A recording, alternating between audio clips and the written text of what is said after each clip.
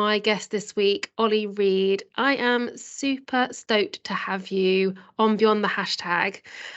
Olly is a scale acceleration manager for the NatWest Business Accelerator, but he's also co-founder of an amazing company called Humans, based in Bristol. Hello and welcome, Olly. Hi, Natalie. Thank you very much for having me. Oh, it's an absolute pleasure. And I know we've met through the NatWest Accelerator itself, but for anybody listening, it would be great if you could give us an intro into your role there, but also your career journey and how you've ended up not only supporting entrepreneurs in their journey, but embarking on your own entrepreneurial journey as a result. Yeah, thank you. So I guess my career kind of started out in a challenging place. At 13 years old, I went into a careers advice meeting and I was asked what I'd like to be when I grew up. And I told the advisor I'd like to be a teacher, and she burst out laughing. Um, and growing up in what would be described as a low socioeconomic background, mixed ethnicity, male, at that time the likelihood of success for me was pretty limited. But on this particular day, it was almost like this advisor had kind of reflected how I felt about myself. And in that moment, I decided that it might be okay for me to think about myself, but it weren't okay for other people to proactively dampen my aspiration and dreams. And so I went on this quest, I guess, which took me all the way from working at McDonald's and Green King and Weatherspoons, all of the jobs that people would argue that you probably don't want. Yeah. But actually, it gave me this really strong skill set, but probably more importantly, a foundation of human progression and human development and growth mindset that led me on this quest to actually becoming a teacher. And when I finally became a teacher, it was actually the worst job I ever had.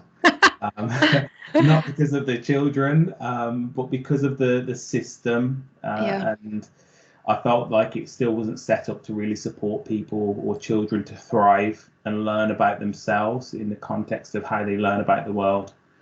And that took me then into working with entrepreneurs, this group of people that saw the world differently, that didn't like to be confined by a box, were problem solvers and creatives, and were willing to go beyond the social norm in order to find a level of contentment and purpose that just didn't feel rivaled in the working world. And that journey led me all the way to the NatWest Accelerator, which is obviously where we met. And also led to the creation of Humans, which is, as you said, my own business that I co-founded with Daryl Irwin. Daryl is super inspiring as well. You do a fantastic job, and so inspiring, both of you. One thing for me that really stood out as you were kind of introducing your childhood, and actually what you've always inspired me around is this notion of mindset. Do you still find barriers, I guess, in terms of what you're doing, both in the NatWest Accelerator and as a founder? And how do you continue to work on your mindset to make sure it isn't? Yeah, I think there'll always be barriers, right? I think, you look at inner critic and inner monologue and the challenges that many business owners and individuals face. They all come back to the belief we have in ourselves and how the world around us shapes those beliefs. So I don't think it matters whether you're on day number one of your career or whether you're a seasoned CEO. You'll encounter the same inner challenges, I guess, and that doesn't change. I think over time you just become better at managing them. Yeah. And again, give you a really recent example here, I guess, Natalie, which is at the moment I have got a lot of plates spinning. Not just my day job, but the Humans as well. And I'm a trustee at the Marmalade Trust, which is the UK's leading loneliness charity. Oh yes, of course you are. I'm currently mentoring on the Help to Grow scheme. I'm doing an ILM level 7. Oh my God. All of these plates spinning, and being completely honest, I got to the point kind of last week where I was thinking, you know what, I think I've bitten off more than I can chew this time. Everything needed a little bit more from me than I was able to give it. And one of the things that I needed to do with the ILM was to get into the library and get the book. So I signed up for the library at my older university and committed to going and collecting my card. And then my wife and my daughter both got ill, and I was like, no, look, I've got to go and get the books. Without the books, I can't do any learning. Without the learning, the rest of it doesn't matter. Yeah. And so off I went, long story short, to the library. And I arrived there thinking, I don't know if this is worth my time. I think I'm going to fail. And it reminded me back of 2008 when I arrived on university campus the first time around, destined to fail, limited aspiration, no chance or hope. And it reminded me of who I was and how far I'd come. And so I left that library going, actually, the reason that you're here today is because you're determined, you're resilient, you're hardworking, you look for solutions, you'll graft and get a result. And so it reminded me actually of almost holding the mirror up to yourself and seeing your reflection of who you think you are versus who you actually are by virtue of the behaviors that you put into the world. And so quite a nice, timely reminder, I think, with mindset that it's an ongoing process. Sometimes we'll forget about the things that got us to where we are, but the reflection piece is the connection piece. And so it's when we stop reflecting that we lose connection to who we are and why we're amazing at what we do in the first place. I love that. I literally was having this thought process this morning about and talking to a fellow business owner about the importance of being self-aware. And I'm always working on like not beating myself up for having a bad day or for not, beating myself up for actually feeling a little bit low, but asking, making time to ask like, what else can I do? Why am I here? How have I got here? And I think as humans, we don't naturally reward ourselves in that way, do we? No, and I've been thinking quite a lot about failure recently, because failure is ultimately the stepping stone to success. And I think we all know that, right? Without vulnerability, it's impossible to be courageous. And without courage, it's very difficult to find the level of success that we're looking for. And yet, for some reason, we all try to avoid failure like it's a bad thing to do. But actually, when I look at my career, most of my success has come from opportunities where failure was probably the most likely outcome. But the learning that took place and the skill and resilience that was built through that is ultimately what puts me really well placed within my career now. And so I think, again, I have to remind myself sometimes to fall back on some of those things. And humans is part of that platform of being able to go, do you know what? Sometimes I don't know what I'm doing, and sometimes it is really hard. And sometimes I forget that I have skill and capability, and it's okay to feel sad and down and have these emotions. And actually, sometimes surrounding yourself with people that understand that and get it is part of that movement to get yourself back on track and come forwards again. Yeah, I love that. And I'll come back to that actually, because I think that forms a fundamental part, straight benefit and belief I have around social media and communities that you build online. But quickly share the kind of mission of Humans, the company that you now found with Daryl Irwin. What are you set up to do? What's your mission? So our mission really is to help others to build happier, healthier, smarter, and kinder lives. Humans at its core is a personal and professional development tool that helps people take theory and knowledge to action and habit. And so when we look at the reason that many people don't feel confident or don't feel connected, it's to do with the way they view the world around them and decisions that they're making. And so Humans in one part is about giving people the tools to apply the things that they already know. And so we sometimes say it's not about the acquisition of knowledge, it's about the application of it. Again, and acknowledging that most of us know what to do in life, but when it comes to doing it, that's far more difficult. So it puts that back on the table. And ultimately, we're helping people to find and connect and move forward with their lives with a view to building contentment. Nice. Love that. Contentment.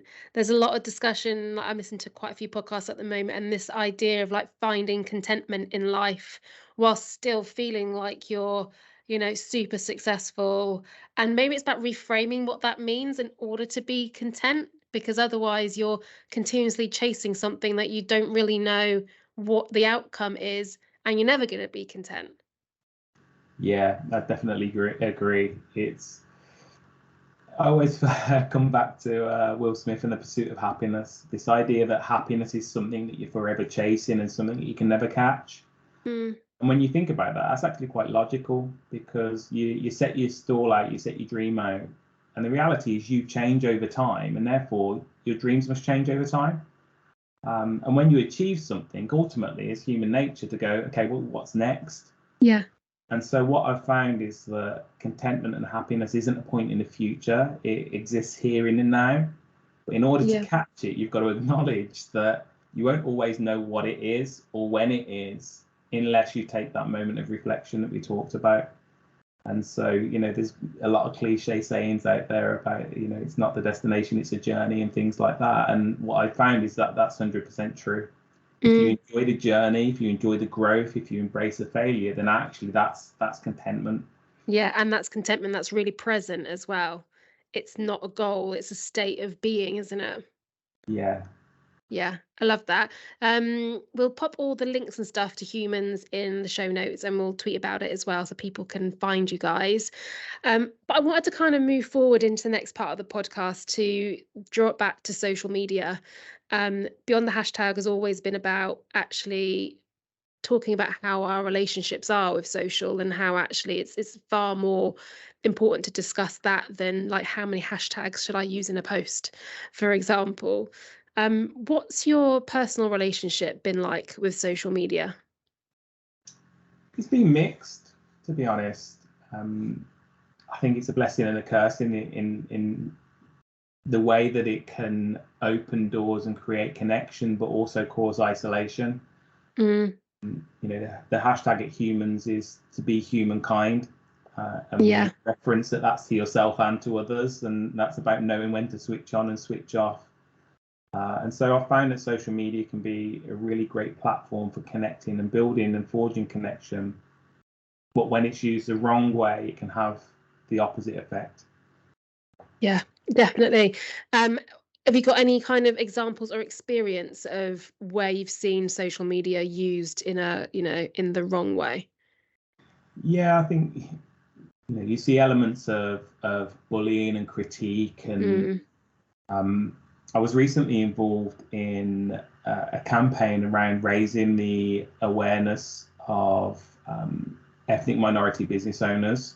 hmm. And part of it, I went back to where I grew up, and when I met some people that live on the street that I used to live on, and put this piece of video, if you like, into the world, and you start to see the comments and things like that, and it's a little bit scary, to be quite Yeah, honest, to open yourself up to that level of critique and feedback. And there was started off with laughing emojis, and I was thinking, well, how has somebody got from a story about racism and resilience to finding that in some way humorous or funny? yeah, And so you start to see this kind of roller coaster, I guess, of social media activity, much of it positive, but some of it negative as well. And I had to go through this whole process of, should I look at it? Should I acknowledge that the feedback there exists? Have I done my piece by being brave enough to stick it out there? And now it's for the world to decide its relevance, and it'll connect with those that need it, and those yeah. that don't agree with it, then they're there to make their own decisions. And so yeah, it was a really interesting learning process for me about being completely vulnerable, but absolutely standing by the reason that I did it in the first place, which was to raise awareness and raise hope and inspire others to hopefully take their own action on their quest to be a business owner or entrepreneur as well. Yeah, nice. And I think that's a really important reflection every time you put content out into the world, isn't it? I think is like, what are you doing this for? Why, why do you want to use this platform in this way? What are the benefits? And are you prepared for what could, should, might, won't come back? Yeah, when we first launched Humans on Facebook, before we'd actually done anything with anybody, we'd created the page, and somebody rated it 1 star. And this was before we'd actually even put anything else out into the world. And No I way. sat there and went, somebody has literally disliked the idea of other people being happy. No way. And we were like, how how do you get to the point where you're so unhappy with your own situation that just the idea of other people being happy is something that you want to, put down on social media? And Yeah, and it was that moment where we reflected on it and considered it, and all feedback's useful, but at the same time, it just reminded us actually this is one of the reasons we exist. totally. So, and what was your decision on that out of interest? Did you scrap the page and start a new one? Did you ban it? Did you leave a response? How did you deal with that? We kept it. We Okay, kept it because we believed that the people that needed it would hopefully become strong enough to put forward their own opinions, cool. and that would become part of our story. That not everybody will buy into the idea of you becoming happier, healthier, smarter, and kinder. And you will face criticism, and you will face naysayers, and you will face people that don't understand this journey you're going on. And that's again part of being human, right? Being human's two-sided. Yeah. So we decided we did report it to Facebook originally, but we did decide to keep it in the end. And like I say, now it's become part of that story for us. Yeah, I love that. I think you did exactly the right thing. I think so many people would have deleted the page, started a new one, um, and not taken the time to reflect and just gone, well, that must be spam and that means nothing, get rid. But I think for me, an element of social is how can you use it to be your most authentic self? Um, yeah, and that includes how you use it to engage with others, but also how you receive comments and interactions from other people as well. Yeah, and part of what you've said there is how do you use it to be your authentic self, and I think that's quite difficult for people to do.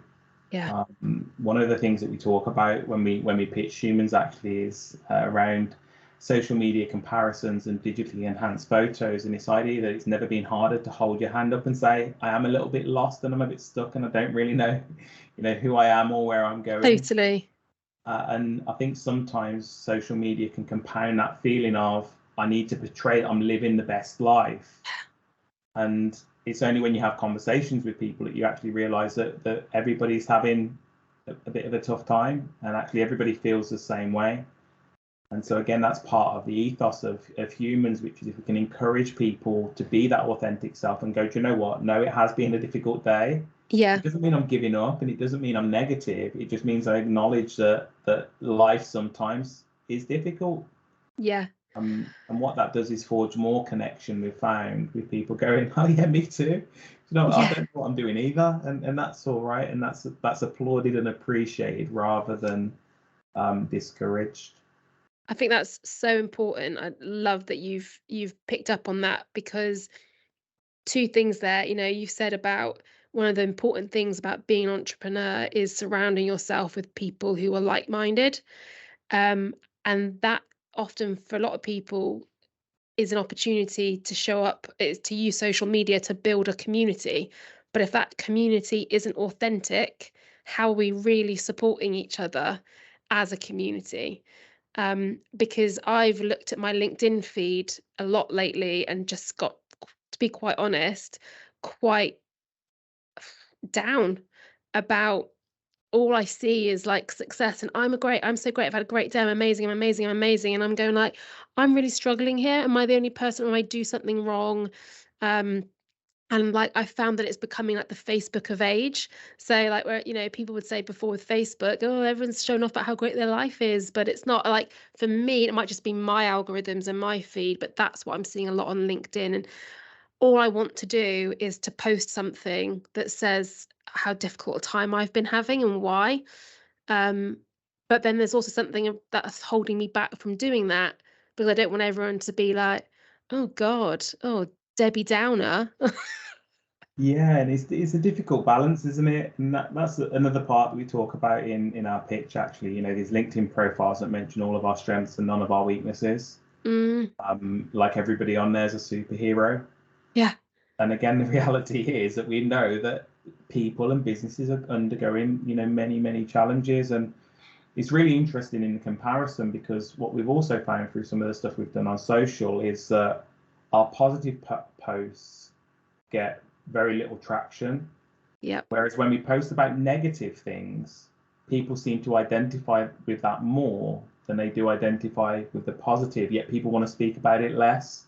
We've also found that people struggle to celebrate others' success, probably for the reason that you're stating, which is, you sat there in the background trying as hard as you can to build your own thing, and you're seeing what is perceived as success in others. Yeah. And at the beginning, you celebrate that and you're a cheerleader for that.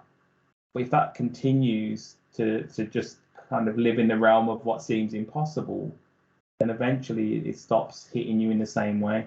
So we've also found that there are lots of people that watch what we do and don't necessarily engage. And it's only when we meet them face to face that they actually go, do you know what, I've seen what you're doing and it looks amazing and we're really, really pleased for you. Nice. And so I think at the moment there's a little bit of a social media stigma that is not everything that you see is true and correct. Yeah. When you're sat on the other side of the screen, it certainly feels that way. It feels like everybody's succeeding and you're not. Yeah. It's a difficult feeling to process and move forwards with. Yeah.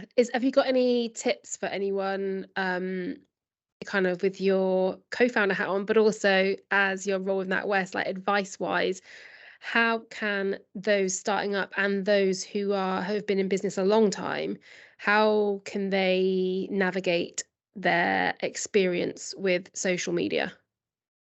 I think it goes back to what you were saying about being authentic.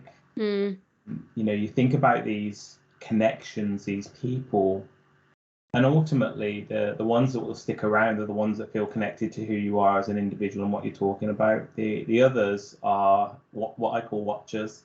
Yeah. People that just watch and have no intention really of being a supporter or a cheerleader or helping you along the way.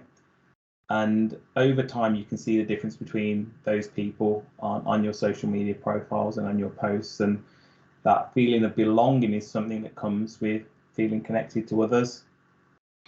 And so I think my advice would be, be true to who you are.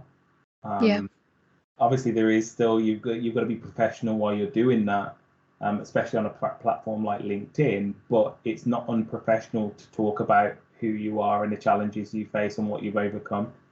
Yeah. And in my opinion, if people find that offensive, that's a reflection of them and not a reflection of you. And so part of the work that I'm doing at the moment is, talking about the idea of feedback and criticism. And sometimes, of course, it's a reflection of you and what you're doing. But more often than not, what I found is it's a reflection of the person giving it. So every piece of feedback comes with the context of the person that's giving it and their self-doubt and their concern and their worries. Yeah. And sometimes on the end of a social, you're the person that bears the brunt of that.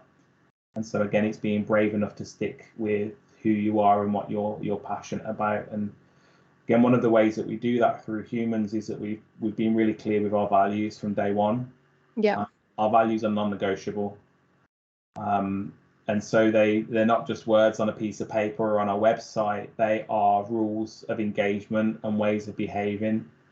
And our values are around being brave, being empowering, being inspiring, being nurturing, and being giving.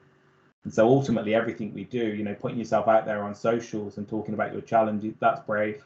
Yeah. So if we're not doing that, then we're not living our values, and therefore we need to question ourselves why we do exist.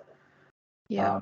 So we use that as a real strong platform for that decision making and sticking ourselves out there. So I would always say start with understanding your personal values, make sure they're connected to your organizational values, and then make sure that that's the image that you project across your socials. Nice. And like I say, they're non-negotiable for us. So we talk quite a lot about creating long-term change rather than short-term change. And what that means for us is, we often get requests, can you come off and do a one-off mindset workshop? And we've turned people down. We've gone, look, we want to help you, but the idea of doing it as a one-off, that's in opposition to what we believe about creating long-term change. A mindset doesn't change overnight. And so again, it's being brave enough in those moments to say, actually, no, that's not who we are. We see you and we want to help, but that's not what we're about. And therefore, the answer is no, because of these reasons, because of what we believe in. I think So that's, trust yeah. yourself. Yeah, trust yourself. They're a really good reminder for me as well, because I think when you start to deliver something and keep rolling it out, don't you, things can spiral and grow. And then all of a sudden you're like, oh, that feels slightly removed from where I was trying to go to or what I was trying to do. Now, has it gone too far for me to rein this back in? Or am I absolutely at my rights to say, stop, rein it back in and let's start again? But often that can feel hard to do. Yeah, I did a course online a while back called The Secret Power of Brands. Okay. And one of the things it talked about in there was, does an organization define what the brand is about, but does the customer define what it's about? Um, and it caused some really interesting thought, because you go, well, actually, I'm sticking this thing out into the world, and ultimately everything we do is open to interpretation, right? Yeah. And so you start with the best intentions, but it could be perceived as something slightly different. And like you say, then do you follow what the audience want it to be, or do you stick to your guns? And ultimately, I think again, it comes down to your values and your intention, Yeah. that help you to shape whether or not to move with the audience, or whether to go, Yeah. actually, no, this is who we are and this is why we exist. And if it doesn't fit, then that's fine. But I think sometimes people get too caught up in the social perception and the social need. Now, don't get me wrong, to run a successful business, you've got to have customers. But again, those customers they can be selective and live your values as an organization as well. Yeah. So finding the right customer base, I think. Definitely. And I think, like, listening to this, it's never too late, is it, in your business journey to stop and take stock and answer those questions. Who are you as a person? What is the brand identity? What are your values? Because actually, whether or not you're just starting out on day one, or you've come across this podcast and thought, wow, that's really inspiring and useful, starting that today is a really worthwhile exercise. Yeah, 100%. And generally speaking, it doesn't matter whether I'm working with a startup or a scale up business. That is always where I start as a coach, because ultimately, if there's a disconnect between your vision, mission, and values and the organization that you're putting out there, well, that impacts not just your customers, but your staff, your colleagues. And so what I often find is there is the best of intention on day one to live by a vision and mission. Business and life changes that, and we start to get drawn down a path. And then ultimately, at some point, we need to reset those expectations. And Mm. so, going back to what we talked about at the beginning in terms of finding happiness and contentment, what we quite often find is that there's a misalignment between behavior and action and intent and purpose. Yep. And it's only when we reconnect that purpose that we start to go, oh, yeah, I remember what I was trying to achieve here. And so what we see is not just businesses go on that journey where they have to reconnect, but individuals go on that journey. And Yeah. you meet somebody on, in the towards the end of the career, and you go, what have you been doing? Well, I've been driving myself with this intention of making money. And you go, well, how's that working out for you? Well, I'm unhappy and my wife's left me. And Yeah. you get this real insight into actually you forgot why you were doing it all. And so Yeah. again, socials for me plays into that perception and changes that reality.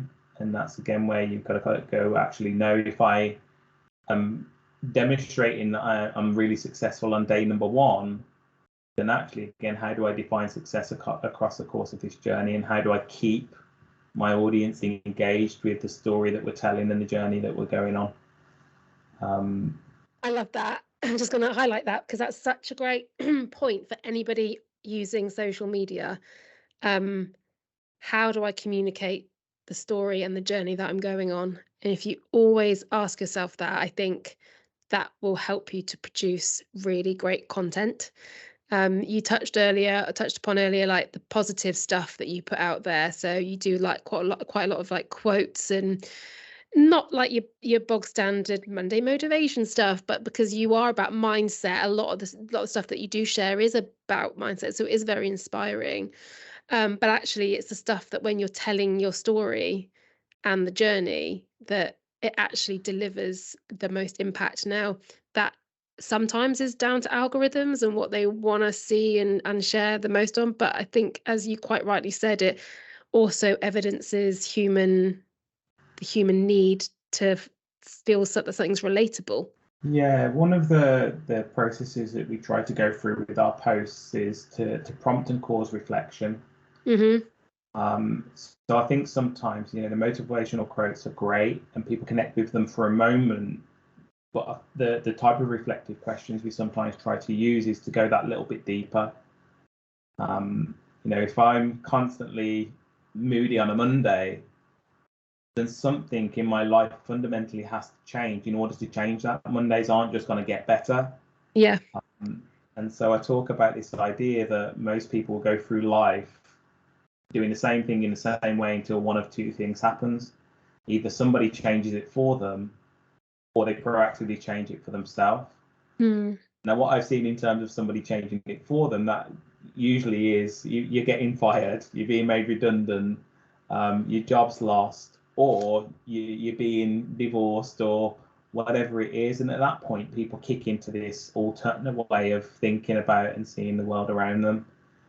And you joke about socials sometimes, but you can always see a relationship breakdown before it's happening, because Yeah. suddenly the photos go from being two people to one, Yeah. and they progressively start to display this other version of themselves. Mm. And again, that's telling, because what that is that's us putting ourselves out into the world and changing our online rhetoric, if you like.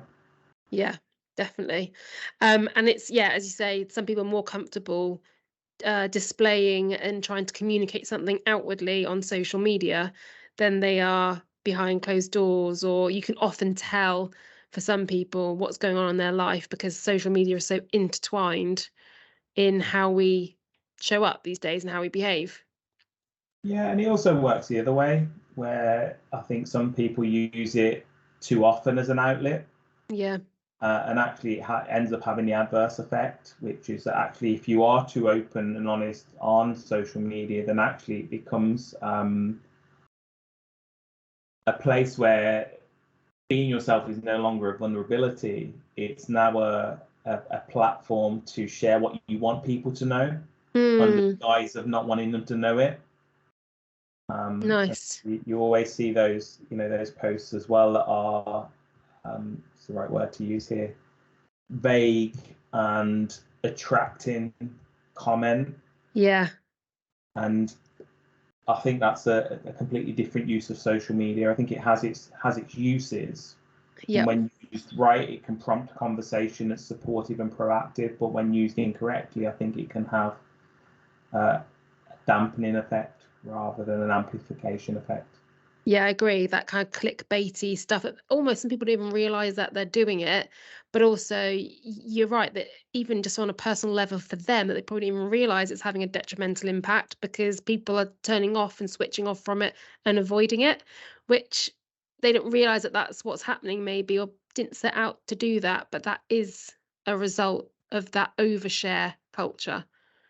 Yeah, yeah, and I mean the other thing that I find as well is that when you think about how much time we spend on social media, accidentally or otherwise, what I've also found is that there are things that progressively annoy you on social media, and when they annoy you, you react to them, and then you see Yeah. more of them and you follow more of them, and before you know it, actually what you're seeing is all the things you don't want to see, because they're starting to see your behavior and your interaction with it. Yeah. And so the other part of advice that I'd give to people is that actually your social media should be an extension of who you are and how you see your world. If that's Yeah. proactively negative, then that's the story you're telling yourself, and then the story that you're portraying into the world. And so one of the things that I've started to do is to relook at that social connection world and go, okay, who Nice. who is here? There's people here that I went to school with, but would I stop to talk to them in the street? If the answer to that question is no, then why am I giving them an insight into the whole of my life? Exactly. And I don't think we ask ourselves that question enough. And I think it's been an interesting one, especially for my generation, this movement from Facebook, where we invited and accepted everyone, to Instagram, where it now feels like it's a little bit more reserved Yep. in generation. The audience is slightly different. Yep. To then LinkedIn, which is actually the professional equivalent of what Facebook used to be for me back in the day, which is, kind of everybody and anybody. Yeah. And at some point, going back to what we were saying, that audience will start to narrow, because I'll see the people that actually they are here for the right reasons, with the right intention, and we can support each other on this journey we call life. Absolutely. And you suddenly decide, yeah, I'm going to curate my feed. I like what I like. I know what I want to see, and you're absolutely within your rights to do that. So, yeah, make sure you are putting out the content that is authentic, I guess, and that you want to receive back. But also remember that you guys have control over what it is that you see and receive on your own social feeds. Ollie, it's been wonderful talking to you. Thank you so much for your time and sharing your wisdom. Always leave feeling super pumped and inspired after we talk. So I really do appreciate your time. Before we finish, we've got one of my favourite parts of the show. It's a very brief reflection on an epic social media fail. This episode, we're talking about McDonald's Black Friday tweet fail. Did you want to go through it, Ollie, and explain what's happened?